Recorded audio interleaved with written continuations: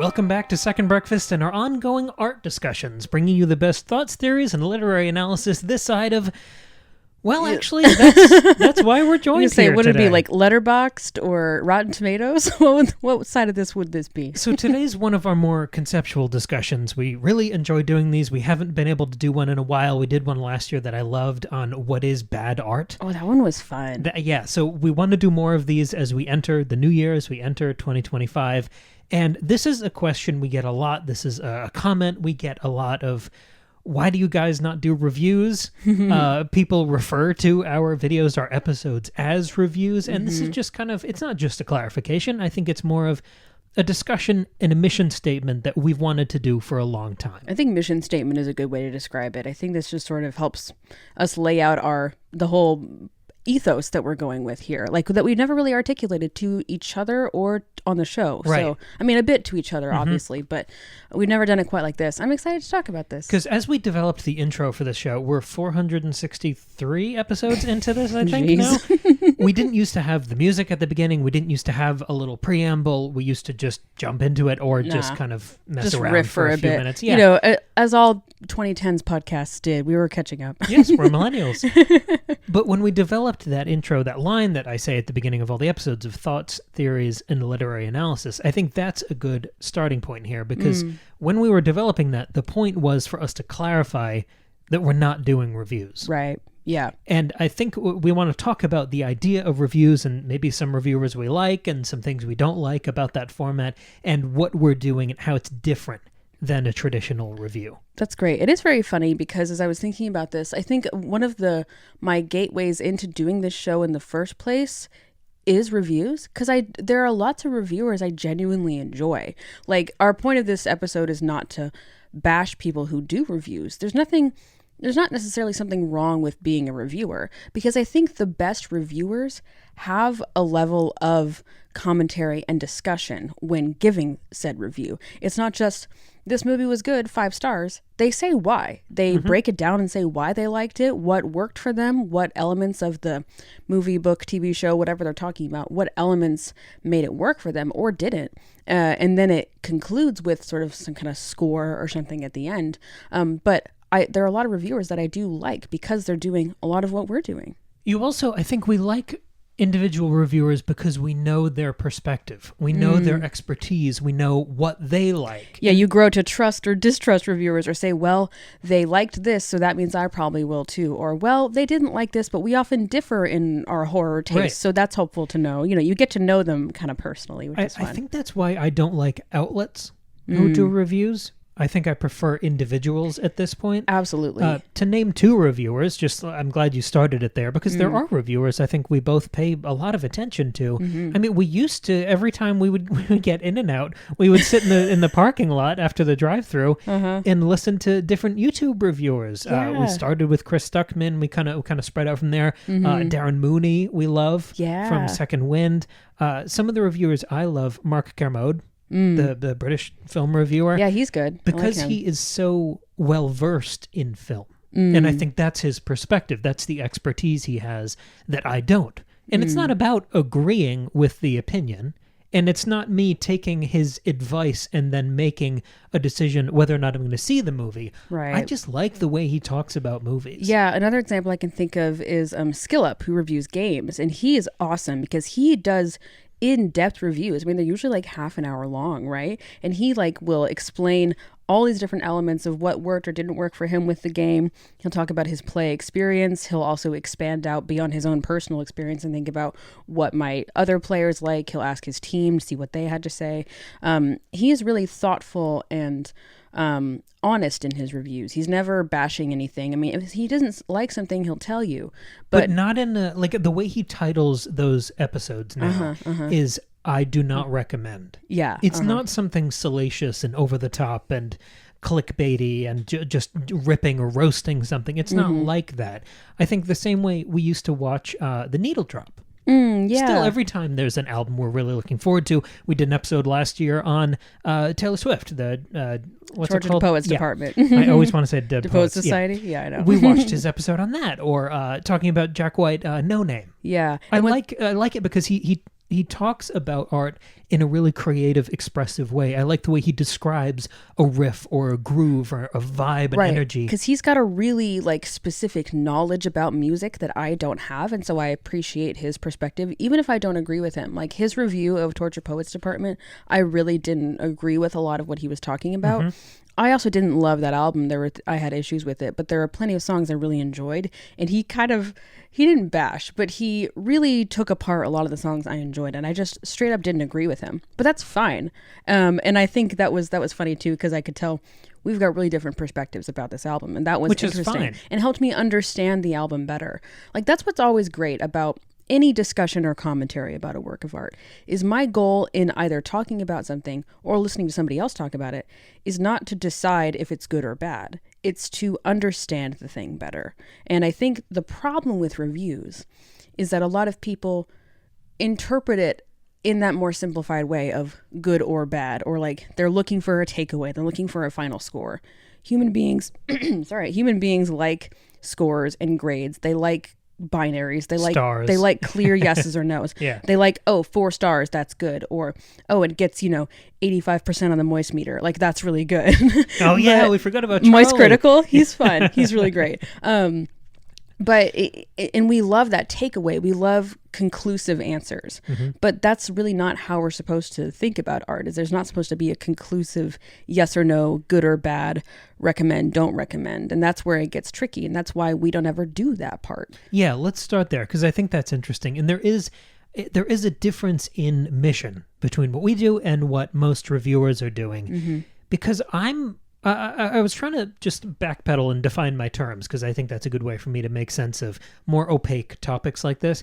And so I wrote down the question, what is the purpose of a review? And the two things that jump to mind, one is to help the viewer make an informed purchasing decision. Yeah, because most of the time engaging with a work of art does cost you money, if not also time. And like in our current state, in our current economy, especially now, like movie tickets are expensive. And it's not just movie tickets, because it's the price of a hardcover or even a paperback book. It's the ridiculous price of most comics. It's the increasing price of games. It's everything. It's a $700 PS5, like that stuff. Like engaging with art is more expensive now than it ever has been. Vinyl's more expensive than it's ever been. And so streaming's not the best quality. So any medium we've ever talked about, the prices are getting worse. So I think a lot of people look to reviews to inform a purchasing decision. And even outside, outside of money, like there's so much art out there where we're so like overloaded. There's so much density in terms of like the content that's available that people really want to make informed decisions, because they don't want to waste their time watching a Netflix show that turns out to be crap if they like could have spent their precious hour and a half they have after work every day doing something else. So it makes sense why you want to be informed. I mean, we don't necessarily seek out reviews for things, but we pay attention to what other people we trust have to say about things before we go and see it. But I don't seek them out for their qualitative judgment of a film or any other work of art we're talking about. I just like the way they discuss it. The number of Skill Up reviews that I've watched of games I have no intention of ever playing. That's true. The number of Skill Up videos I've rewatched. Every couple months, I'll just get on a tear and rewatch probably a dozen of his that I've seen multiple times because I like the way he thinks. Yeah, I know what you mean. And even like Skill Up is a good example, because I play games, but not a ton. I'm pretty picky. And so watching his reviews doesn't necessarily tell me what games I should and shouldn't play, but he knows so much about games, and he, is able to play all of these games. Watching his discussions and reviews helps me understand what I do and don't like about games. Like he'll explain some sort of, mechanic or thing in a game. I'll be like, oh, I didn't even know that was like a specific thing, but I really like that. I'm going to seek out games that have that thing. I'm being really abstract here, but like it helps me understand the art form as a whole, even if I'm not interested in the particular game he's discussing. So the other side of this coin, I think, is the implication that, well, we're not doing reviews and we have to clarify that we don't do reviews, so are reviews bad? Right. Yes and no. Like, well, here's the thing that I get really stuck on with reviews and why I feel pretty strongly about not doing them. is it's one thing to hear somebody discuss something and talk about what they do or don't like, what's working, what's not working, what they really were interested in, what they enjoyed most. That's always really fun, what ideas they're playing with. But when it gets to the end of, and here's my score, here's my rating, here's if I do or do not recommend it, my question is always, who are you to score this thing? Who are you to give it a grade? Because nobody is qualified to review things in that way, I don't think, not on an objective level. Because taste is subjective and personal and even like ever changing on the individual level. Like I can think of reviewers who have gone back and years later redone a review for something or given it a new score, like because their opinion changed, their taste changed, they saw the thing in a new way. And so the thing can never be completed or finalized. And so it feels strange to have any person, whether it's somebody who works for Rolling Stone or it's somebody on TikTok, neither people are qualified to give a review. I don't think anybody's qualified to give an objective review because that doesn't exist. Well, that's interesting because not only can a review never be objective, it can never be fully subjective because your opinions and your tastes evolve. Mm-hmm. The number of films that I keep using films just because we've been talking about a lot of movies lately. But yeah, and it's what most people pay attention to on the internet is movies, I think. And I think we've tried to factor that in a little bit, that sort of permeability of individual opinion, where in 2024 we did a lot of rewatches. Mm-hmm. Because your opinion does change. We always talk about this amongst ourselves off the pod, where we say the podcast of life. Once we know the shape of a story, mm-hmm. the second time you see it, your expectations are different. You know the ropes, and you pay attention to very different things. The first time I saw most Kubrick movies, I didn't like them, or didn't get them, or I just felt confused or lost, and then the second time, when I know the shape of it, then it clicks more, and then I see different things. We just had this a couple weeks ago when we saw Eyes Wide Shut again. Yeah, that was really fun. They were showing it in the theater, so we went and watched it. And I remember talking to a bunch of different people the first time I watched it, because I was so excited, and you hear so much about that movie, you see so many interesting images, and the first time you see it, it totally threw me, and I didn't like it at all. And then the second time, I adored it. Yeah. And I think that happened with 2001. I think I got, every time I see Clockwork Orange, it feels like a completely different movie about the time that I'm watching it in. Well, that's the other thing, is it's not just, oh, I've seen it once before, so I know the shape of it. It's also, between the times when I've watched this thing, like the first time and the second time, I've watched 100 other movies. I've gone through however many months or years of life experience. I'm in a different mood today. My energy level is different today. I'm preoccupied with some other thing in my life right now than I was back then. So like, there's all these other factors that are influencing how you're taking in something. And so there's no possible way for you to have a definitive opinion, even if it's very personal to you. You yourself can't have a definitive opinion about something because it's always going to change every time you watch it or read it or every time you go back and rethink about it. Like I can see a movie and love it in the moment and then 6 months later be like, actually, that kind of has soured in my brain and I don't like it anymore. We did some of that last, not to just keep plugging things, but you're reminding me of stuff we've talked about because we try to layer in this sort of skepticism, I think, of our own opinions. We did a year in review episode on Patreon, and some of the movies that we really liked at the time, like the third Deadpool, we did a roundup of all the Deadpool movies when that one came out. I realized, like, I haven't thought about this in months, and when I do, I don't like it. Yeah, I know what you mean. So pulling back the curtain for a second, if we used the word review in our titles on YouTube, if we put them in our thumbnails, we would make a lot more money. We sure would. Than we do. Thank you for supporting on Patreon. But yeah. You know what I mean? Like, if we used that word, if we used it in the tags, we would make a lot more money. We would get a lot more views. If we shit on things we didn't like, we would make more money and get more views. You're right. But there are downsides. There are dark sides to the whole review thing. And I think at this point, besides the difference in mission, I don't really want to be associated with some of the downsides, some of the gross parts of the review culture. Yeah. What are some of those things that you're thinking about? Well, I think it's gone. I mean, I hate phrasing it like this, but as an artist, you are an artist. I know. It's I okay do to declare yourself one because you are. I guess. I think I have a built-in just mild disdain for critics as an idea. Yeah. Criticism, because I'm doing the miserable work of something creative and you're every just day. sitting in your living room being like, this was bad. And it's easier to be Joaquin Phoenix in Gladiator, thumbs up, thumbs down. Yes. That's easier than the slog through a project, because I've put my heart and soul into a project that does not work. I've done that many times. And you really never know. Sometimes you don't know, even at the end, if it's a turkey or it's great.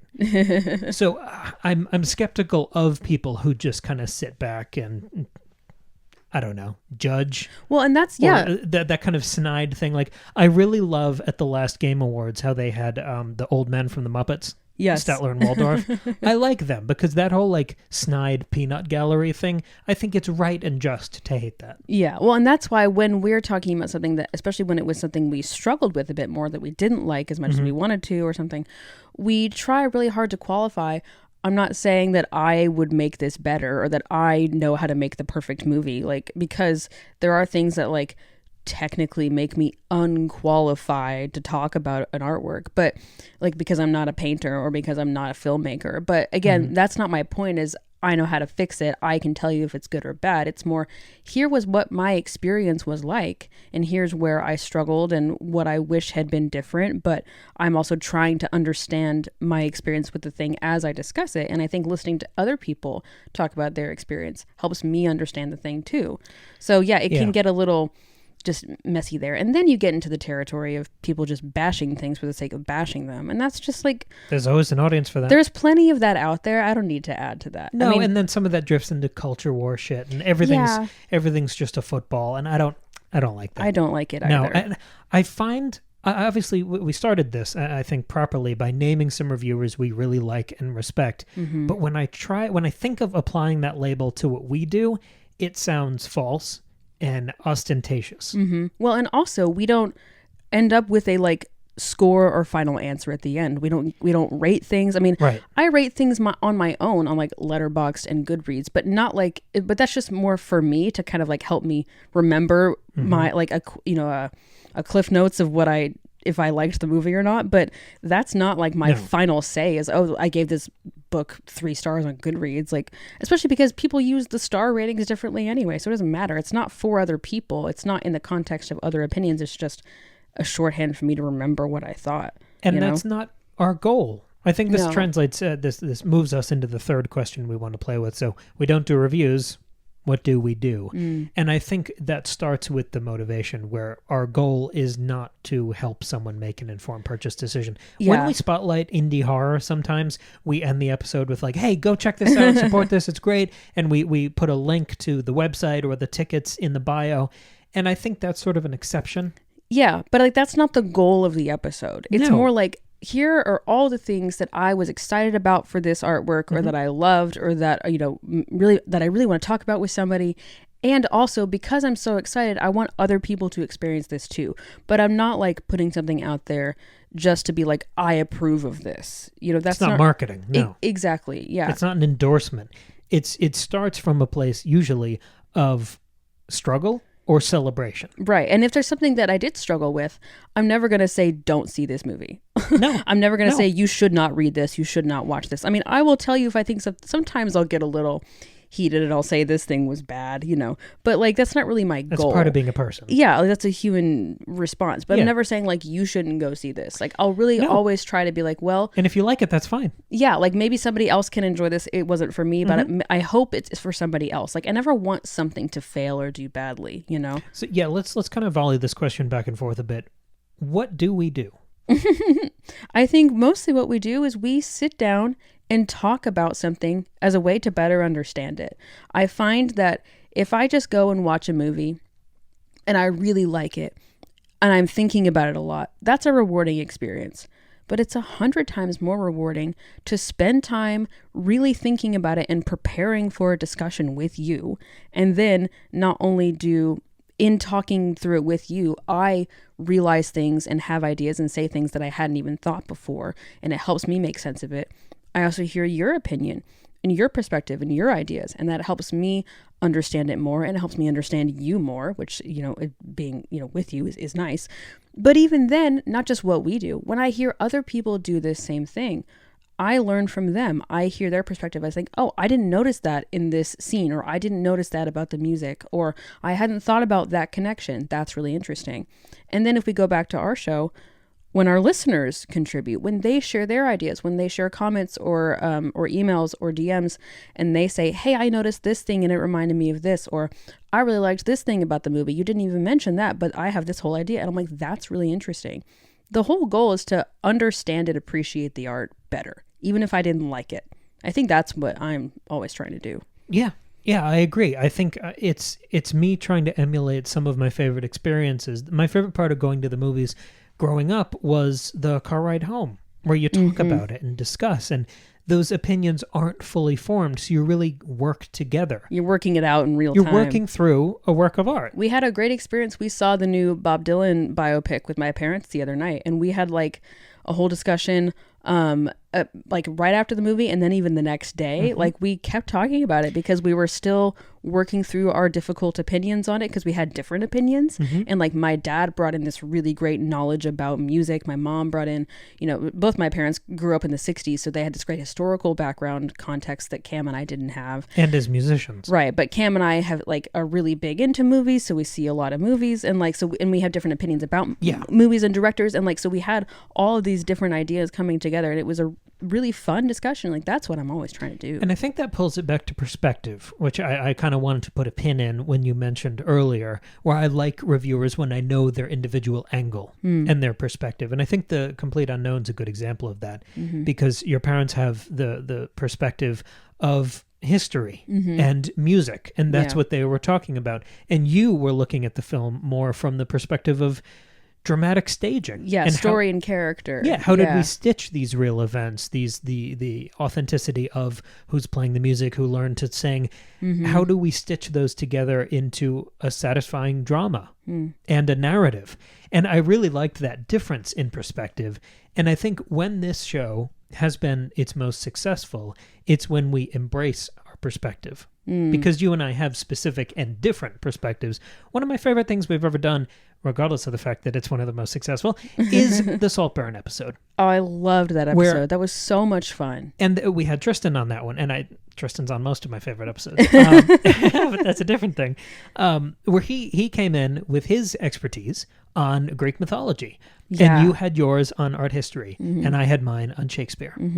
And us all firing on those cylinders and coming from those corners, that makes it subjective. And I think that's what makes it more interesting. That's why we say thoughts, theories, and literary analysis. When I say, I put literary analysis in there because we usually tie things back to books. And regardless of what we cover, every single week we talk about a book at least once with the Friday show.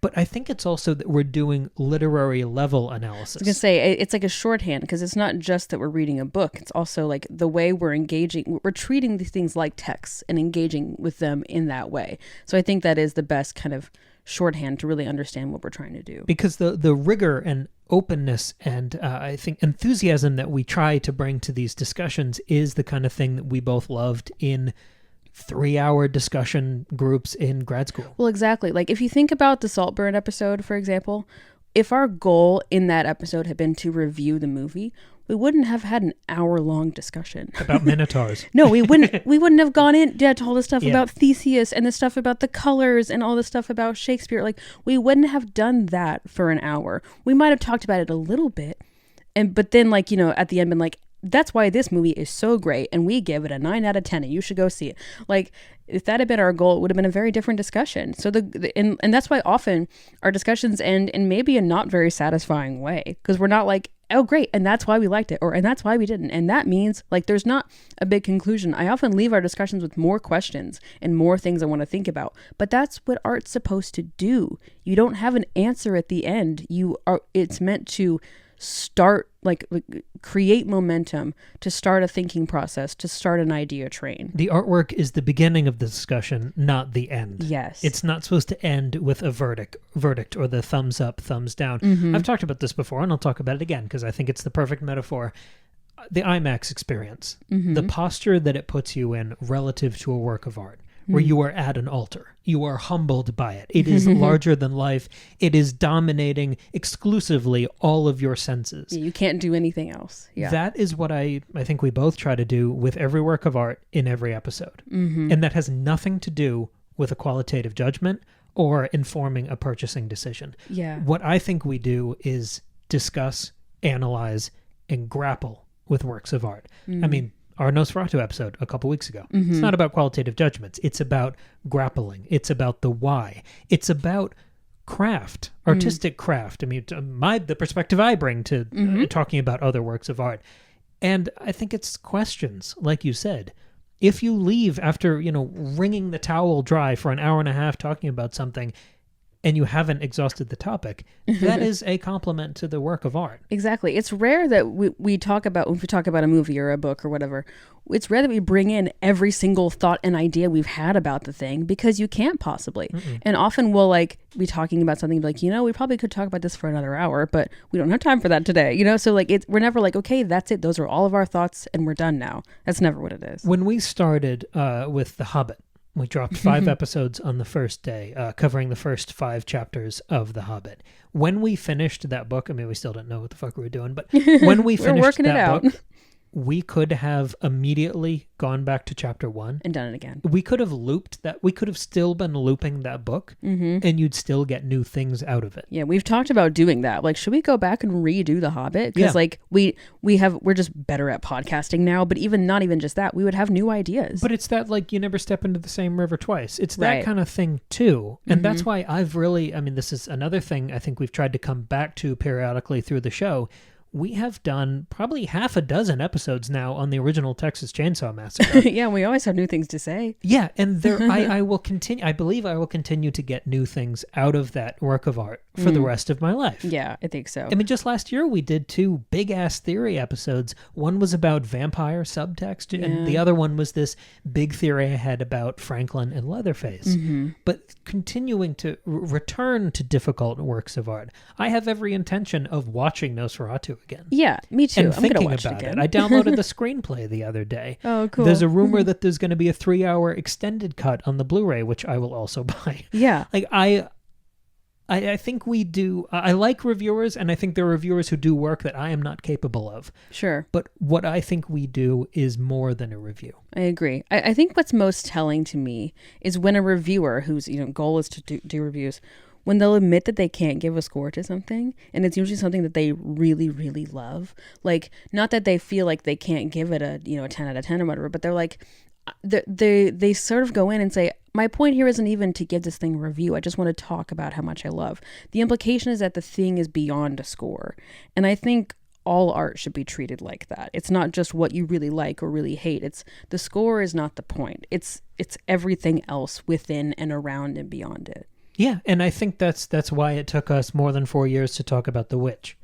I think that's why I talked about Fallout 3 in the context of my mom having cancer.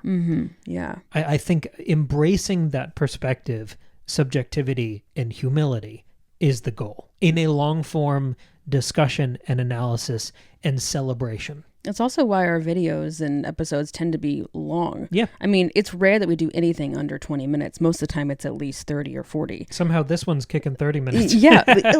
Because you can't just quickly say, here are the 5 things I liked about this movie and here's my score. That's not what we're doing. We're working it out. We're talking things through.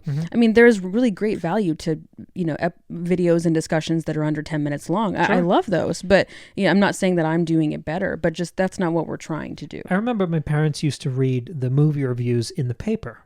Yeah, I remember we'd go to a nice little bagel shop in the town where I grew up, and we'd look at the reviews, and that was to see if a movie that came out that we saw a trailer for was a stinker. Sure, that's fun. And that's not how I approach things now, but that was most people do that, or some version of that now. Right. And I think that's charming. It is charming, but it does make me a little nervous. This is, I think, where a struggle with reviews is a struggle in general right now is media literacy. We, societally, are not good at media literacy. People look to others to tell them what to think, to tell them if a thing is good or bad, to tell them if something is problematic or not.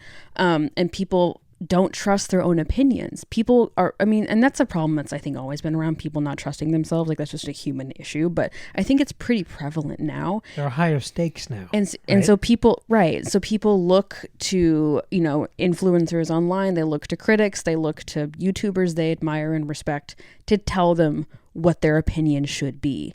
And that's, I think, a really dangerous road to go down. And so I don't want to contribute to that, even if I can sit and enjoy, you know, Skill Up talking about a game for 40 minutes and saying I do or do not recommend. But my goal in that is not to decide if I'm going to buy this game. It's to see what he has to say and to understand the thing better.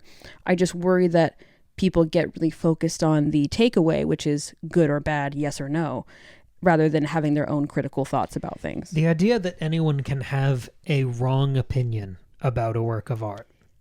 That's some spooky shit. That is spooky. Exactly. Yeah. And so it's a little, it scares me a bit to go too much into that binary way of thinking. Yeah. So that's, I think, another reason why I don't ever want to do that. Sure. And I think that's where you get into some sort of branching topics that are beyond the purview of this episode, where you talk about art from artist. Or you mentioned the problematic tag that we put on art, or the idea of if you endorsement, basically, where if you like a work of art, you are agreeing with everything that is depicted within that work of fiction. And I think that's where the media literacy thing comes back around, because that's not at all what I'm interested in. We see those conversations, and we have no time for them. And like a really important thing is that you can dislike something but still engage with it and get value out of it.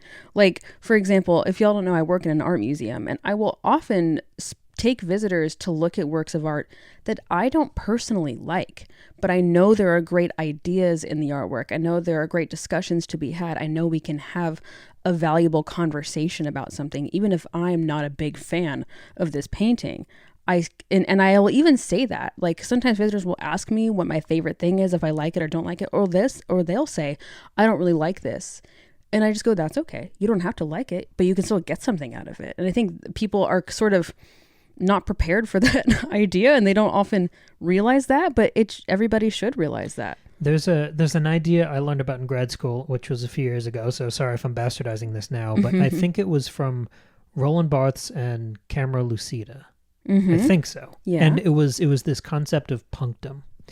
And it was I remember you learned about this. It wasn't about liking, it was about paintings and stuff at the time. It wasn't about loving a work of art wholesale. It was about one element of a work of art that hit you like a lightning bolt and stuck with you, or became this kind of earworm that you couldn't shake or get rid of. And I think there are punctum sort of moments. I mean, at one point I wanted to call this show that, or do like a mini series with that theme, but I think I have those moments with a million works of art, and it has nothing to do with how I feel about the overall picture. There's a moment in I love Ty Segall. We haven't talked about it much, but he's one of my favorite musicians. And he's doing a cover of, I don't even remember at this point. And it's all gravelly, his voice at the moment. It sounds kind of like early Marilyn Manson. And you can hear, he's almost whispering in the delivery of it. And you can hear his dog kind of howling in the background, which by most standards would be like a mistake in production, right? You would do another take and sloppy. Get rid of it. Yeah. But I love that moment. I like that that's in there. And I like the texture. Like, I remember that more than anything else on the album. And that moment has stuck with me. That choice, or, error. There's that great line about your style. An artist's style is all of their mistakes put together.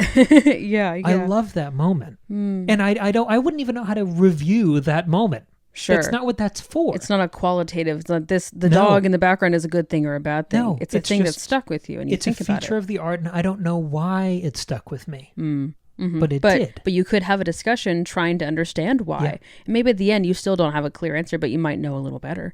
Yeah. And some discussions about art are piecemeal like that. When we talk about Furiosa, and 90% of the conversation is about Chris Hemsworth. Or when we talk about Fast and the Furious 10 and we just do 10 minutes on Jason Momoa. Like, that's okay. Right. Nothing is comprehensive. No, it never can be. No. Yeah, I mean, I'm always like, okay, what main things am I going to fixate on when we're talking about this thing? Because I can't cover everything. Nobody ever could. No. Which, again, is why you can't ever have a review. You can't have a proper end result or conclusion, because you can't possibly consider and talk about every single thing in Your an artwork. thoughts and experiences are never done. No. So you can't put a bow on it. Exactly. Yeah. Yeah, it's snapshots. I mean, this is a big scrapbook that we're making. I like this, a scrapbook that we're always adding to. We're always sticking new pages in and, adding, addendums and go back to this and revisiting things. Yeah. Exactly. And if you want even more pages of this scrapbook that we're building together, go check out our Patreon. $2 a month, you can support the show and get years of bonus episodes that are stacked up over there, including our Breakfast Buffet series, which is our roundup discussions, usually 3 or more works of art that we play with. Sometimes they have a theme. Sometimes they are intentionally chaotic in their juxtaposition.